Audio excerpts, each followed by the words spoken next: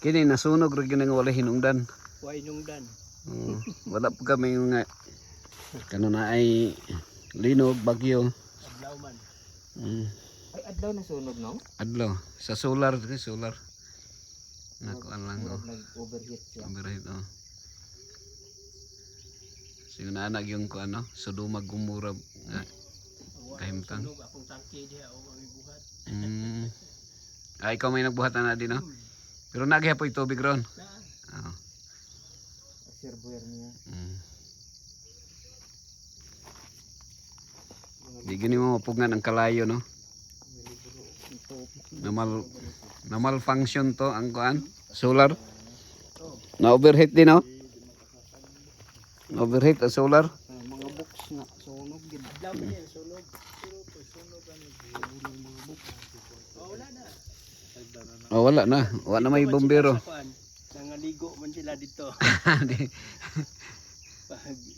Pero kabadlaw sila nga nasunog ni. Pag abot na. Man sila dito. Pag daw na pag abot. Sinayagit sa mga tao nga sunog-sunog.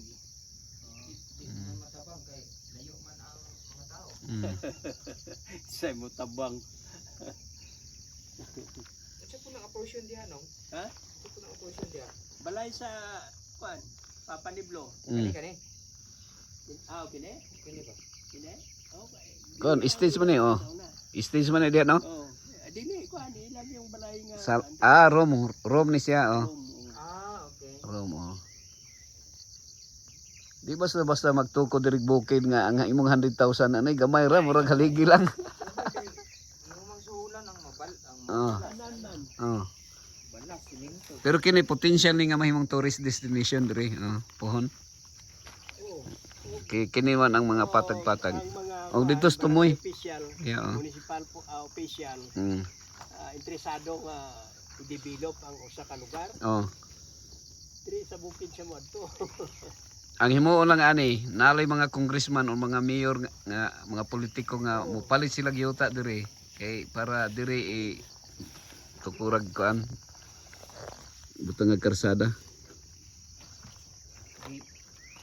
Kaon yun niya ang mga kahoy ba? Pagod yun ang kahoy.